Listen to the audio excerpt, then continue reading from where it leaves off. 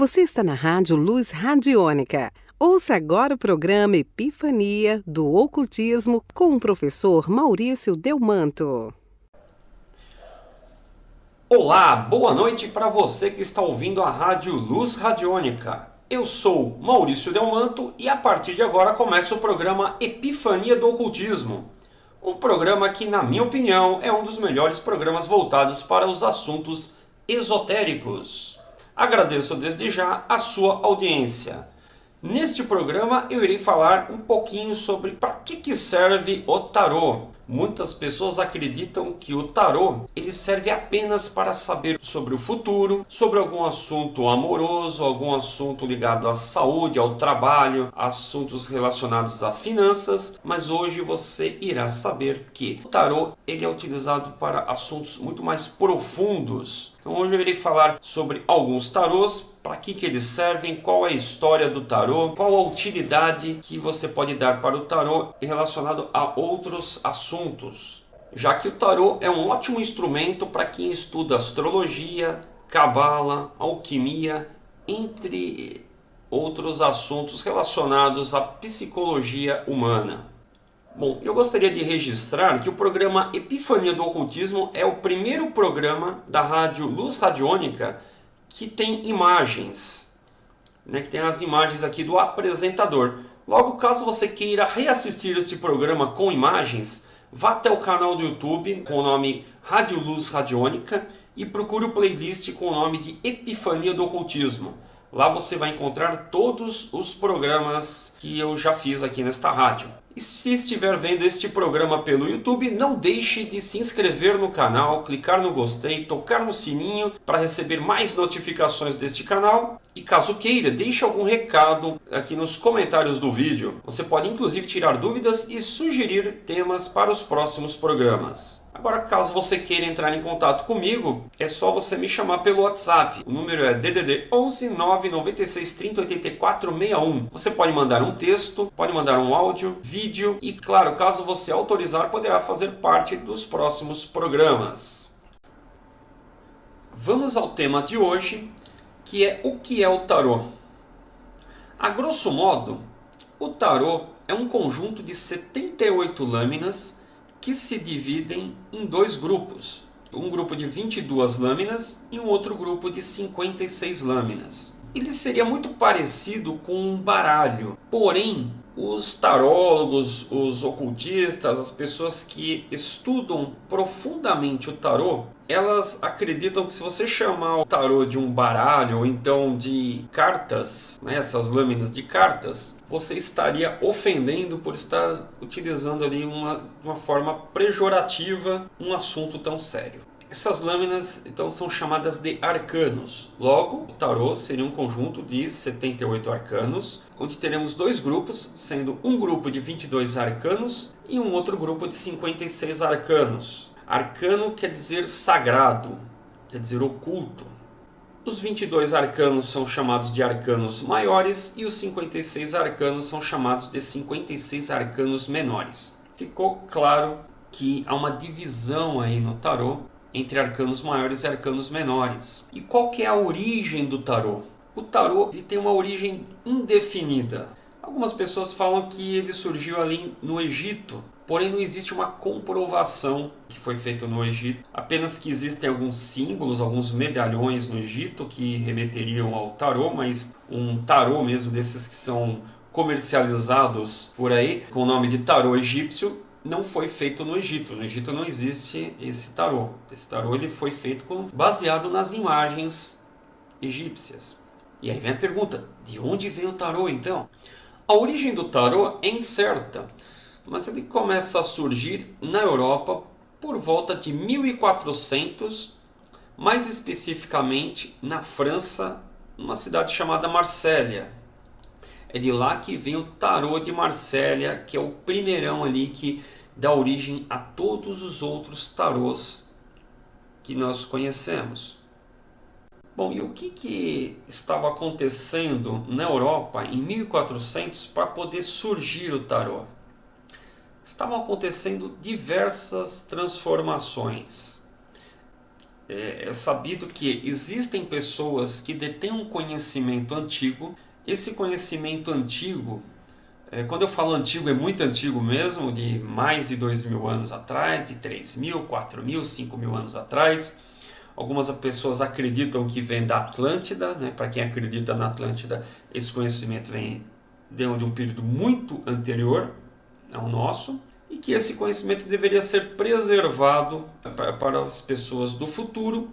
Porém, a Igreja Católica estava dizimando todas as pessoas que pregavam qualquer tipo de informação ou conhecimento que discordava da Igreja Católica. Este período, né, foi um período chamado período de trevas, né, tinha um período de Inquisição, onde as pessoas morriam simplesmente por comentar qualquer fato que fosse contrário à época. Só para você ter uma ideia, a Igreja Católica na época acreditava que a Terra era plana. Copérnico disse que a Terra era redonda e foi para a fogueira, só porque ele falou isso. E o Galileu disse que a Terra era redonda, quase foi para a fogueira, mas ele foi para uma prisão perpétua, acabou morrendo lá na prisão. Ele acabou falando que a Terra não era redonda, porém girava em torno do Sol.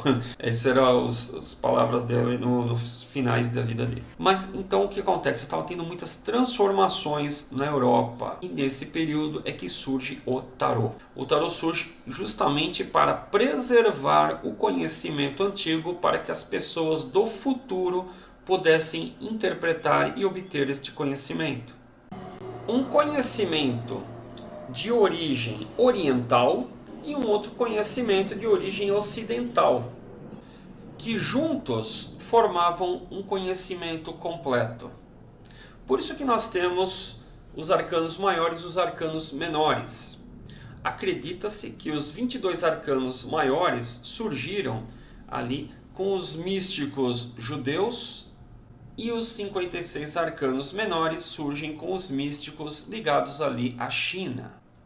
Vamos falar um pouquinho mais sobre esse ano de 1400 e as transformações que estavam acontecendo naquele período, quando surge a alquimia, a cabala e diversas outras ciências começam a se manifestar. Afinal, que transformações eram essas que estavam acontecendo em 1400? Estava ocorrendo algumas transformações no mundo religioso, no mundo místico, onde surge a alquimia e a cabala, praticamente ao mesmo tempo. A alquimia surge como o misticismo árabe, o misticismo do islamismo, enquanto que a cabala seria o misticismo do judaísmo. Daí a importância, caso você queira se aprofundar, de assistir o meu próximo programa, onde eu vou falar sobre alquimia, cabala e yoga. Mas voltando aqui ao nosso tema, mais ou menos nessa época surge ali um misticismo. E todo esse misticismo que surge normalmente é para guardar grandes conhecimentos. As pessoas eram perseguidas, né, por suas ideias, por suas opiniões, por suas crenças. Tinha a Inquisição, e as pessoas que detinham esse conhecimento esotérico, que a igreja queria abafar naquela época, essas pessoas queriam que isso se perpetuasse. Logo, uma das formas de perpetuar o conhecimento foi através do tarô, que são lâminas. A princípio, os arcanos maiores são 22 lâminas. Os tarólogos chamam de arcanos. Aqui eu estou falando de baralho e cartas, mas é um termo bem pejorativo. Depende com quem você falar, ele acredita que você está até ofendendo o tarô, né? Se você chamar um arcano de carta, é uma ofensa. Como eu estou falando com várias pessoas, eu estou chamando de carta, tá bom, gente? Mas o correto é arcano. Então nós temos ali 22 arcanos maiores que foram criados para perpetuar o conhecimento místico, judaico ou alquímico ou cristão, algo milenar que eles tinham medo que se apagasse com a Inquisição. Surge ali o tarô, acredita-se que o tarô é mais antigo, mas ele aparece em 1400. Tem os arcanos maiores, que são 22 arcanos, e existem os menores, que são 56 arcanos menores. Acredita-se que os 22 arcanos maiores eles estão ligados ao Ocidente, ou seja, está ligado ali ao judaísmo. Enquanto que os 56 arcanos menores vêm do Oriente, mais especificamente da China, ou influenciado pela China. Na China tinha ali um outro movimento de religiões, que também queriam perpetuar o conhecimento, né? Todas as religiões sempre foram perseguidas, seja no Ocidente ou no Oriente, o conhecimento sempre foi perseguido, e na China também estava sendo ali perseguido. Então os detentores do conhecimento criaram um jogo chamado xadrez, que tem um rei, a rainha, tem o cavalo, o bispo, a torre. Eu imagino que todos conhecem o xadrez. Tem lá 8 peões, e o jogo de xadrez ele seria ali uma forma de perpetuar o conhecimento também. Porém, os arcanos menores, que são os 56 arcanos menores, se você não conhece os 56 arcanos menores, eu imagino que você deve conhecer um baralho comum desses de jogo, de pôquer, cacheta, 21... aquele baralho comum mesmo que vende na padaria, que o pessoal joga nos bares, aquele baralho. Os 56 arcanos menores estão relacionados a esse baralho aí que é utilizado em jogos. Então vai ter ali o rei, a rainha, né? Vai ter o rei, a rainha, vai ter o cavaleiro, que lá no xadrez é o cavalo, vai ter o pajem, que pode ser o bispo, vai ter do as até o 10, que poderiam ser os peões, e assim sucessivamente você vai ver ali o xadrez nesses 56 arcanos menores. Com uma diferença, o xadrez tem o branco e o preto, o yin e o yang. Para quem quer depois estudar um pouco sobre o misticismo chinês, o xadrez está ali mais ligado ao yin e o yang. Enquanto que quando ele aparece ali na Europa, ele já se divide em 4 naipes, sendo que esses 4 naipes eles estão ligados aos 4 elementos e vai ter ali toda uma outra interação. Eu expliquei os 56 arcanos menores, que eles vêm da China, e os 22 maiores vêm da onde? Do judaísmo, do Ocidente. Existe um significado para existirem os 22 arcanos maiores. Por que 22? Muitas pessoas devem perguntar por que 22? Porque as letras hebraicas, o alfabeto hebraico, ele se divide em 22 letras hebraicas. Então temos ali um místico, um ocultista muito famoso, que é o Eliphas Levi, que escreveu vários livros, como por exemplo o Dogma e Ritual de Alta Magia, História da Magia, o Grande Arcano. São editados aqui no Brasil pela editora Pensamento, pela editora Madras, né? É possível encontrar também na internet. Algumas organizações até disponibilizam em PDF oficialmente, não é uma pirataria, é oficial.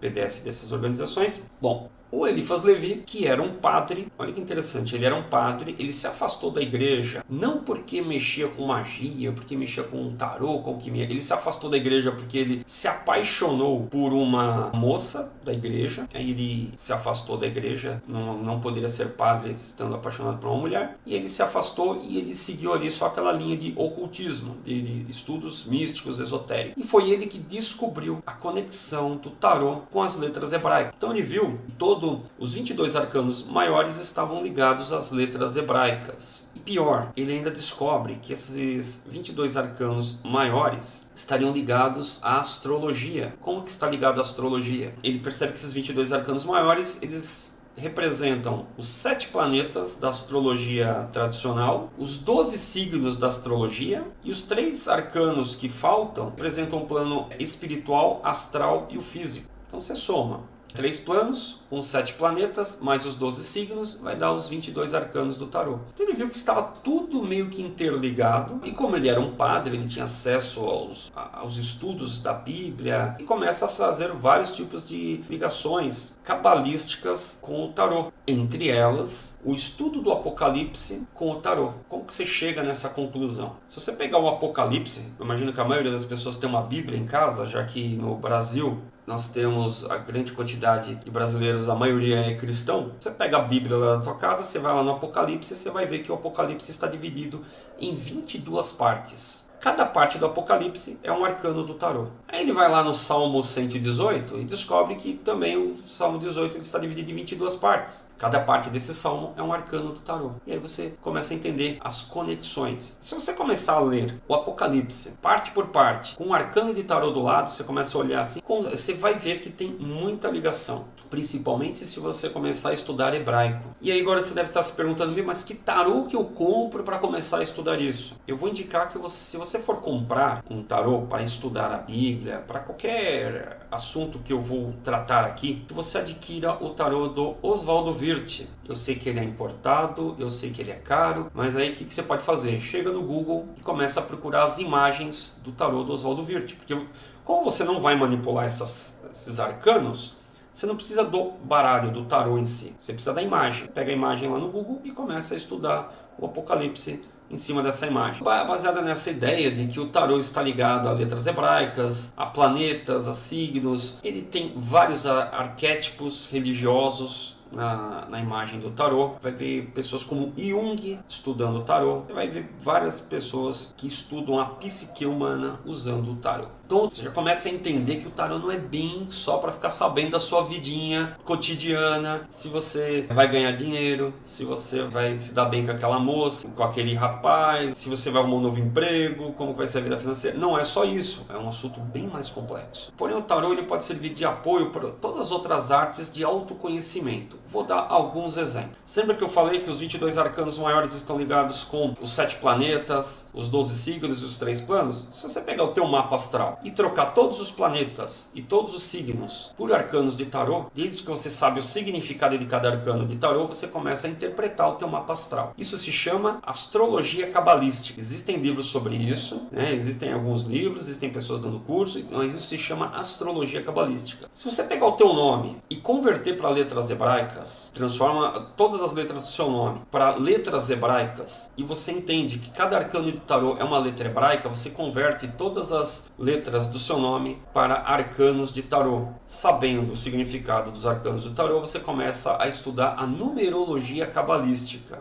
Eu sei que no Brasil agora tem uma onda do pessoal fazendo numerologia cabalística, transformando as letras do seu nome, usando do número 1 até o 9, e bate também, mas isso está mais ligado à numerologia pitagórica. Eu não vou entrar aqui no tema, mas é possível você converter os 22 arcanos em 9 arcanos. É possível, mas eu não vou entrar nesse tema agora. Mas a numerologia cabalística original, você converte as letras do seu nome com números do 1 até o 22. Não é do 1 ao 9. O 1 ao 9 é pitagórico. Então você já tem astrologia cabalística, você tem numerologia cabalística. Você pode, já que você sabe sobre astrologia, tem lá 12 trabalhos de Hércules. Esses 12 trabalhos podem ser estudados com o tarô.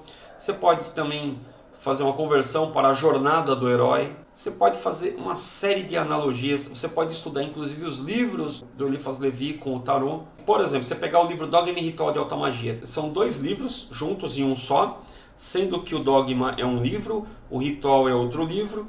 O Dogma tem 22 capítulos e o Ritual tem 22 capítulos. Um capítulo é sobre a parte filosófica, o outro capítulo é sobre a parte prática. E todos eles estão ligados ao tarô. Inclusive, o Eliphas Levi, ele escreve no início de cada capítulo qual é o arcano de tarô que corresponde àquele capítulo. O tarô ele é muito mais complexo. Temos aí também o estudo da própria Cabala. Quem estuda a árvore da vida, você vai ver que vai ter um caminho. A árvore da vida, na realidade, é um bom tema para um outro programa. Mas a árvore da vida é como se fosse uma fórmula matemática onde tem 10 círculos chamados de sefrotes que estão interligados por 22 caminhos. Esses 22 caminhos são os arcanos do tarô. Tem vários estudos. O pessoal estuda muito sobre os 72 nomes de Deus, que é correspondente aos 72 nomes dos anjos. Cada nome de Deus é formado por 3 letras hebraicas. Essas 3 letras hebraicas, a pessoa fica ali meditando sobre essas 3 letras hebraicas para poder se conectar com aquela partícula de Deus ou aquele anjo. Você pode também, como uma forma de abertura de consciência, você trocar essas 3 letras hebraicas por 3 arcanos de tarô. E você vai entender um pouco mais sobre este anjo ou sobre essa partícula de Deus. Você pode usar o tarô para tudo, para meditação. Tinha algumas ordens que utilizavam para meditação, onde você imaginava um arcano de tarô, o tamanho de uma parede, que você entrava nesse arcano de tarô e conversava com a figura do tarô. Várias formas de utilização, inclusive com magia, com radiestesia também. Existem muitas formas de utilizar o tarô. E eu espero que neste pequeno programa você tenha ficado um pouco curioso, um pouquinho curiosa aí sobre o tarô. Entendeu que o tarô não é só para saber sobre a sua vida. O tarô é um instrumento de abertura de consciência, que também serve para saber sobre a sua vida, para você ter um autoconhecimento e ver o que está acontecendo na sua vida. Mas ele é um instrumento de abertura de consciência. Neste momento eu gostaria de falar que eu dou cursos de tarô e também faço atendimentos. O telefone é aquele que eu falei no início, aquele WhatsApp meu, que é o DDD 11 96 30 84 61. Eu dou cursos de tarô e também faço atendimentos. Caso você tenha interesse, é só vir aí falar comigo e a gente marca uma consulta, uma conversa sobre o tema. Próximo programa eu irei falar sobre alquimia, cabala e também yoga e a relação das três. Eu ainda sou ousado em dizer que as três são a mesma coisa. Espero que você esteja gostando aí dos programas que eu estou fazendo. E eu vou encerrar este programa aqui com uma frase. Todo programa que eu fizer aqui na rádio eu vou encerrar com uma frase. Hoje a frase é de William Jennings Bryan. Ele foi um político americano que concorreu à presidência 3 vezes. Ele concorreu em 1896, em 1900 e 1908.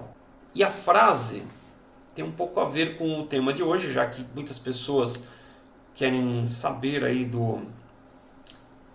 um pouco mais sobre o tarô, porque querem saber sobre o seu destino. Com a frase é a seguinte, destino não é uma questão de sorte, mas é uma questão de escolha. Não é uma coisa que se espera, mas é uma que se busca.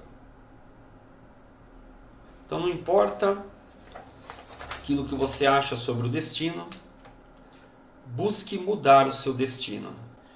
Pois todos esses instrumentos, inclusive a astrologia, que eu sei que é difícil mudar o destino que é previsto ali na astrologia, até na astrologia é possível você mudar, desde que você tenha força de vontade.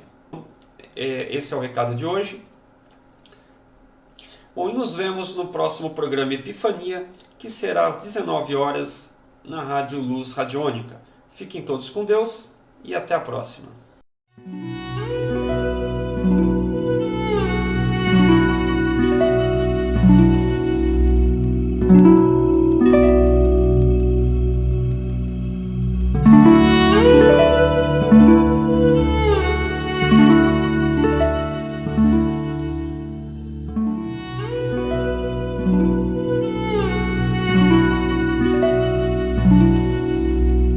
Thank you.